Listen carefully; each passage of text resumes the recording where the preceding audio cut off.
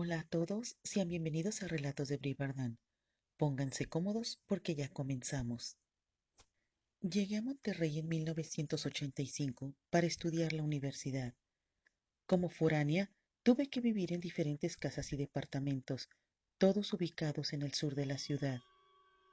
A mitad de la carrera, comencé a trabajar para ayudarme con mis gastos, hasta que en el verano de 1993 por fin pude rentar un departamento donde viviría sola, ya que antes había vivido con un hermano y luego con una amiga.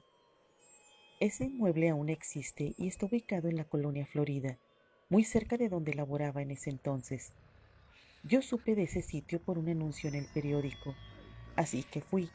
Vi por fuera el complejo de departamentos y me pareció perfecta la ubicación. Los trámites los hice en una oficina de bienes raíces ubicada en el centro de Monterrey, pero mi error fue que acepté que me asignaran el departamento sin que yo lo viera primero por dentro. Solo me proporcionaron el número del inmueble y las llaves. En mis ansias de independencia pasé por alto ese detalle, pues como había visto muy bien arreglados los que se encontraban habitados, no me detuve a pensar que sería buena idea checar primero el que me tocaría a mí. Con llaves en mano, llegué al lugar y me di cuenta que viviría en el segundo piso. Entré sola ahí por primera vez y dicho y hecho, no podía creerlo. No estaba sucio, estaba asqueroso, con varias capas de tierra pegadas al piso como si fuera pegamento. Los vidrios de las ventanas lucían opacos. Los estantes de la despensa de la cocina tenían restos de basura y manchas pegajosas. La taza del baño estaba manchada.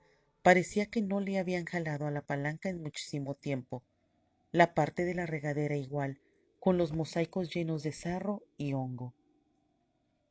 Cuando terminé de inspeccionar todo, me paré en medio de la sala y me dio la impresión de que ese lugar había estado abandonado por décadas, pero la antigüedad de esos departamentos no debía ser de antes de los años 70. Todavía no entiendo cómo acepté un departamento en esas condiciones, pues la renta no era tan económica, pero ya había cerrado el trato, así que me aguanté y decidí ponerlo presentable yo misma. Me llevó una semana limpiar aquel lugar. Cuando todo quedó listo, llegó la mudanza y poco a poco aquello iba pareciendo un verdadero hogar. Yo me instalé en la habitación cuya ventana daba a la calle, mientras que la otra ventana daba al pasillo del vecino de al lado. Debajo de mí no había inquilinos en ese momento, y arriba ya no había más departamentos. En ese sentido estaba un poquito más aislada del resto del conjunto habitacional, pues no había nadie arriba ni debajo de mí, solo mis vecinos de al lado, cuya puerta quedaba como a unos 8 metros de la mía.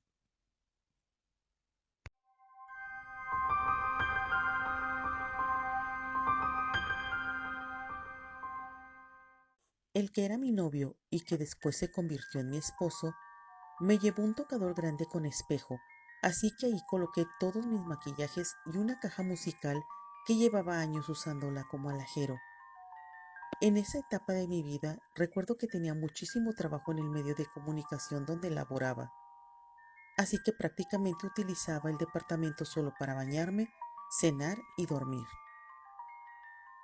Como hacía mucho calor, compré un abanico que me ayudaba un poco a no sudar tanto por las noches y lo coloqué junto al closet. Desde un principio me acostumbré a dejar encendida la luz del comedor o de la sala, cuyo resplandor alcanzaba a iluminar parte de mi habitación. Recuerdo que fueron muchas las noches de ese ardiente mes de agosto en que de repente me despertaba en la madrugada y siempre veía directamente hacia el closet. No sé si algo me inquietaba o era el típico temor que tenemos algunas personas a los armarios, así que procuraba que estuviera siempre bien cerrado. Una noche, luego de salir del trabajo, llegué al departamento y me senté en la sala a ver un poco de televisión antes de dormirme. Ese día mi novio ya estaba en su casa, así que me encerré temprano y me dispuse a pasar un buen rato de esparcimiento. De repente, arriba de mi cabeza, en el techo, se comenzó a escuchar un extraño ruido, como si por la parte exterior muchas piedritas estuvieran rodando de un lado a otro. Pensé que tal vez podría ser un gato o un ave que con sus alas estuviera moviendo en la azotea basura o grava suelta.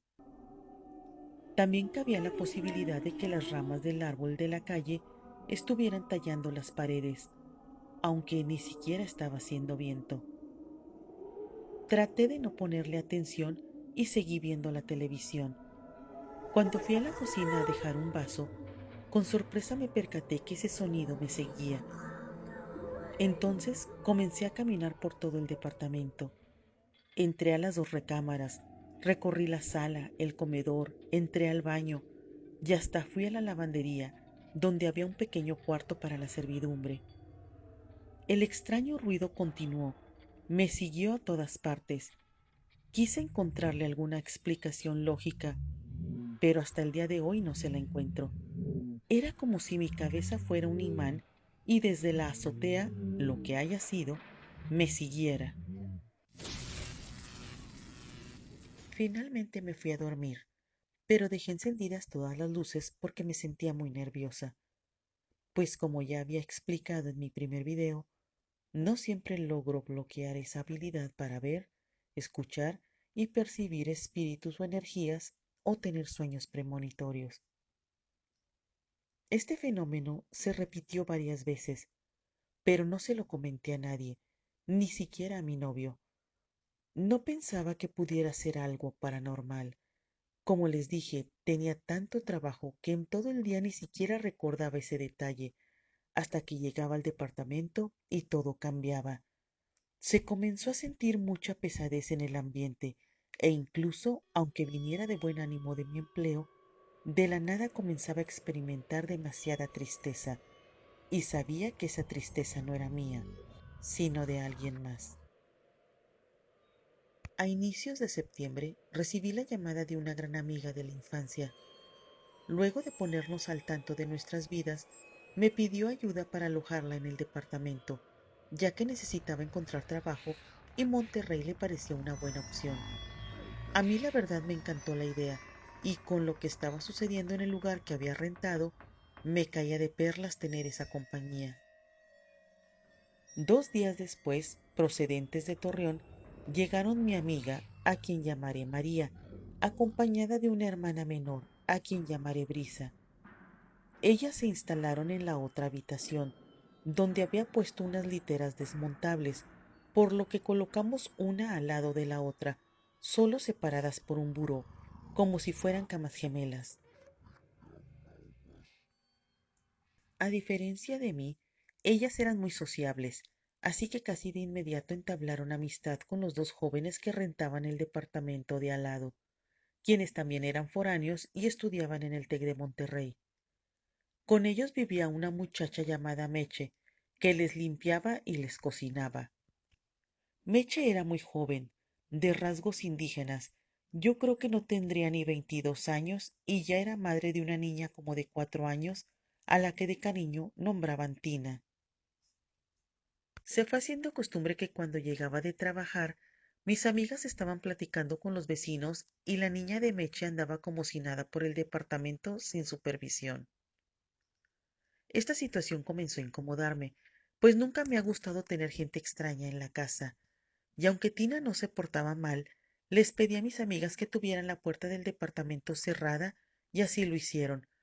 Pero en cuanto Tina veía la oportunidad, se metía a mi departamento dándome varios sustos, pues de repente se asomaba a mi habitación cuando todavía ni me levantaba, o andaba por la sala comedor jugando en el suelo.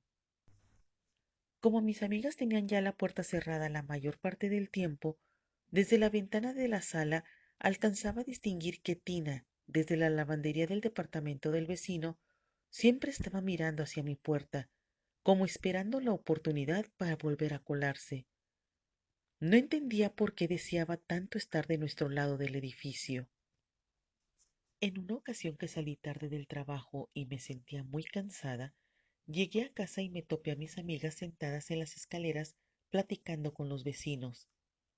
Con desgano, saludé brevemente a todos y les pedí que no se metieran muy tarde. Yo me fui a mi habitación. Sin darme cuenta, cerré la puerta, algo que nunca hacía, pues me gustaba estar al pendiente de cualquier ruido que se presentara y porque de esa manera podía entrar un poco de luz del foco que dejara encendido. No supe en qué momento me quedé dormida, pero a las 3 de la mañana, y lo sé porque tenía el reloj a un lado de mi cama, me desperté de repente y vi todo muy oscuro. Por principio de cuentas, porque había dejado cerrada la puerta de mi habitación, y en segundo término, porque al meterse mis amigas apagaron todas las luces. Apenas estaba tratando de ordenar mis pensamientos cuando de repente en mi oído derecho escuché clarito un profundo suspiro.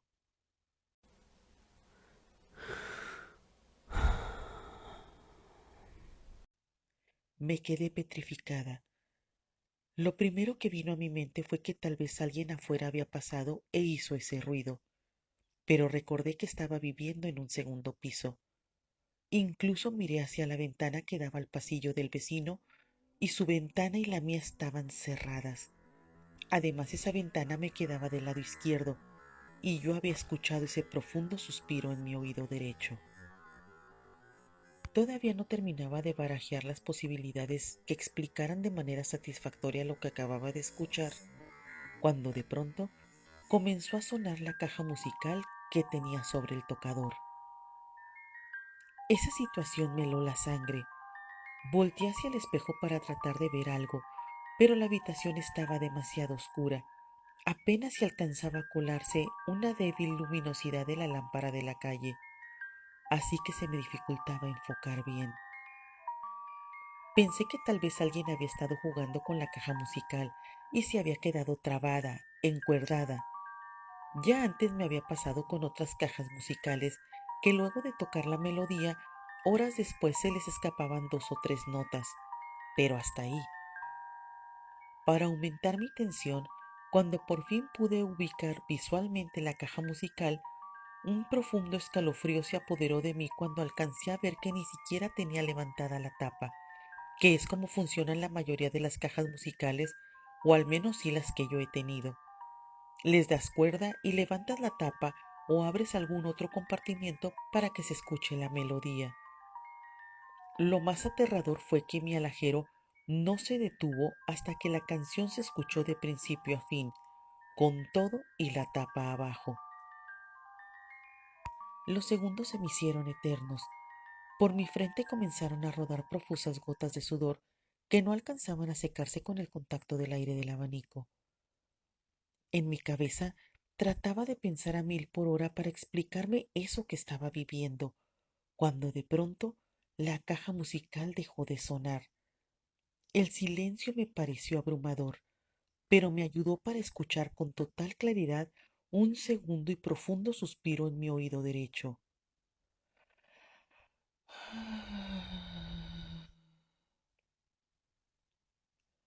Eso fue demasiado para mí. Aquello, en definitiva, no era normal. Mis ojos jamás lograron ver nada, pero mis oídos sí escucharon, fuerte y muy claro, esos suspiros. Quise cerciorarme de estar despierta, así que con trabajos alcancé a pellizcarme uno de mis muslos, y sí, estaba más que despierta. No lo estaba soñando, y mucho menos imaginando. Mi pijama ya estaba pegada a mi piel, empapada de sudor. Fue entonces cuando también me di cuenta que estaba prácticamente paralizada de casi todo el cuerpo. Si hubiese querido levantarme rápido, las piernas no me hubieran respondido ni siquiera para llegar a la puerta de la habitación.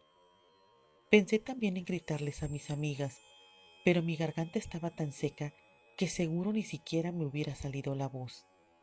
Así que duré despierta esa noche hasta que comenzó a clarear pasadas las 6 de la mañana, y con la mirada pude entonces recorrer toda la habitación, tratando de encontrar alguna pista de lo que había sucedido horas antes, pero no encontré nada fuera de lo normal. En el transcurso de la mañana les comenté lo sucedido a mis amigas. Se miraron entre ellas, un detalle que noté, y les cuestioné. Díganme la verdad, ¿alguna de ustedes entró a mi cuarto y jugó con mi cajita musical? No me molesta si lo hicieron, pero solo quiero saber, ¿o entró Tina y me lo están ocultando? Fue María quien se animó a hablar. No, no es eso. Ni nosotras ni Tina entramos a tu cuarto. Lo que sucede es que ahorita que mencionas eso, a Brisa también le han estado pasando algunas cosas raras. ¿Cómo qué? Pregunté. Ha estado teniendo sueños extraños. Brisa decidió contar ella misma lo que le estaba pasando. No son sueños, aclaró. Es que llevan varias veces que cuando estoy entre dormida y despierta en la madrugada, veo que entra una niña a nuestra habitación. Bueno, yo creía que era una niña por el tamaño, pero la verdad es que es como una enanita. Tiene la cara como viejita, es muy fea en realidad. Se sube a mi cama y se recuesta entre mis piernas. Hasta siento el peso y el calor de su cuerpo cuando se acurruca conmigo.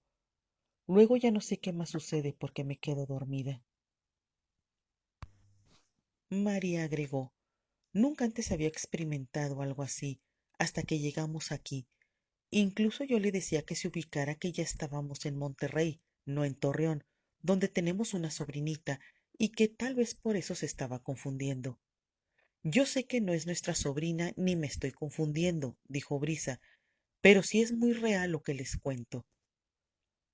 Como ya tenía que irme al trabajo, solo les pedí nuevamente que nadie entrara al departamento. Mientras estaba en mi escritorio, se me hizo fácil comentarles a mis compañeros lo que me estaba pasando, así que una amiga del periódico me sugirió ponerle algunos obsequios. Es el fantasma de un niño o una niña, dijo. Deberías dejarle canicas, dulces o juguetes para que se entretenga.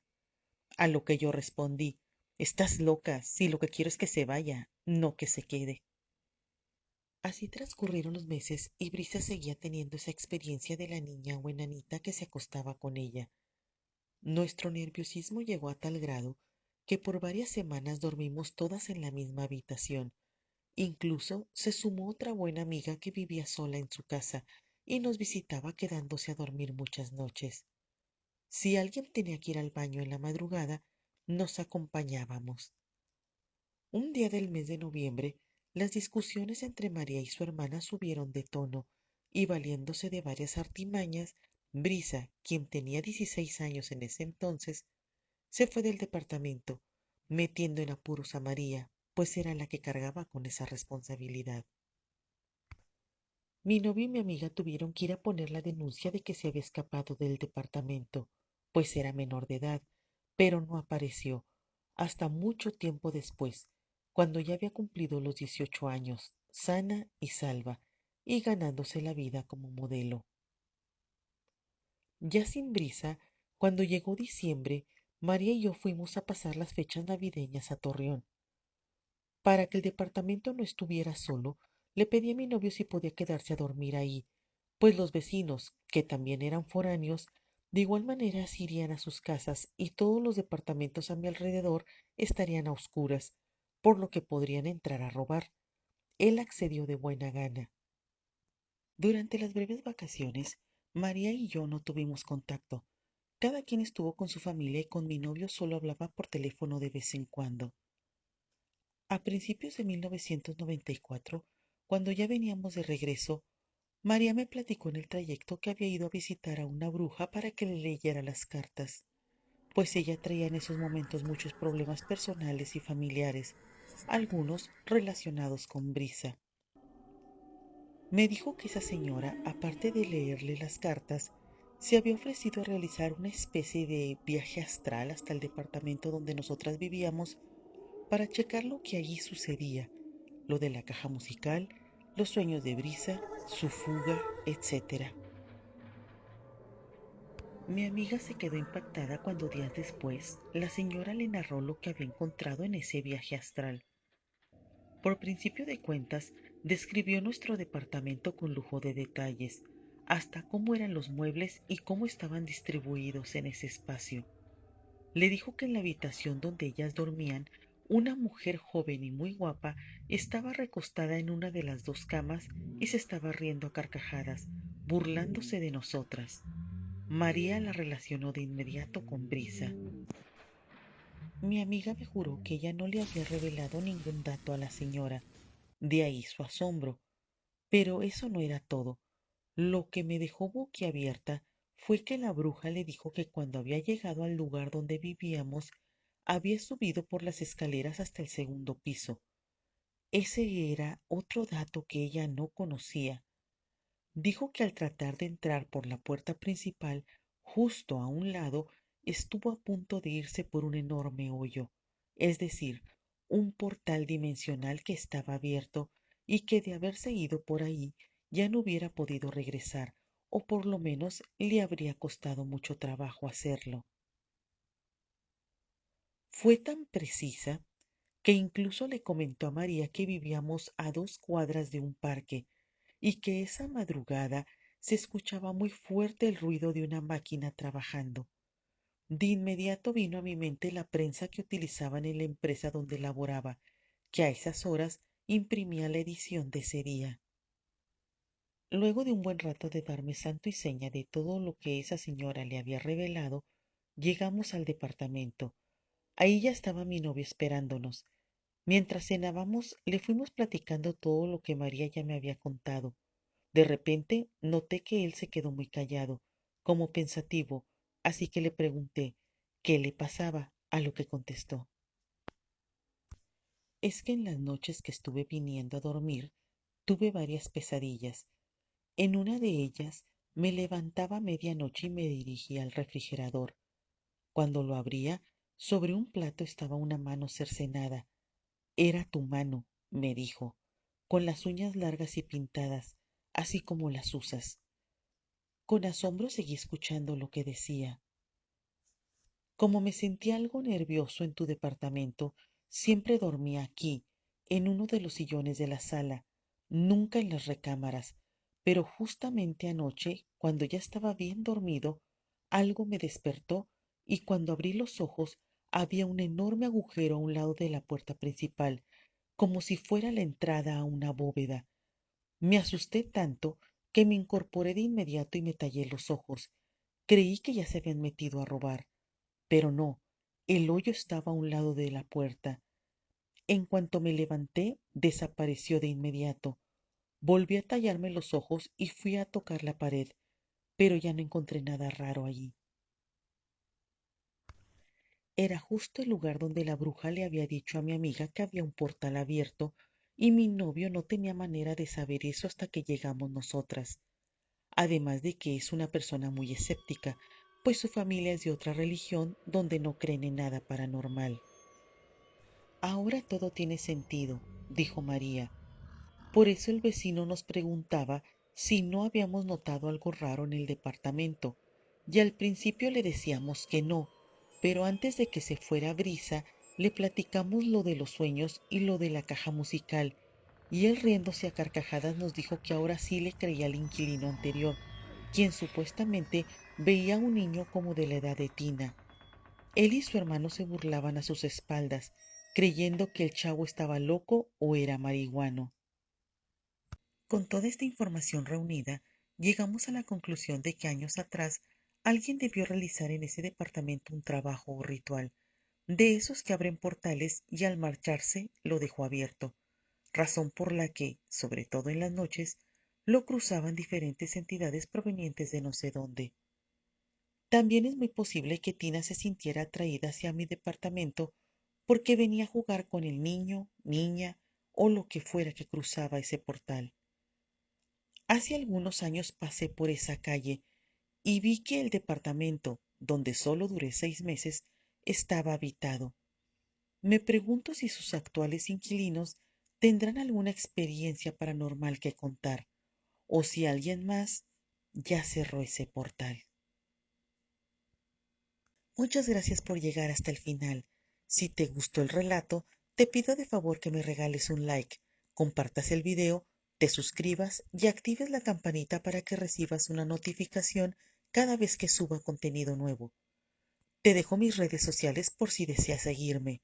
Yo soy Bri Bardán y te doy mis infinitas gracias. Hasta pronto.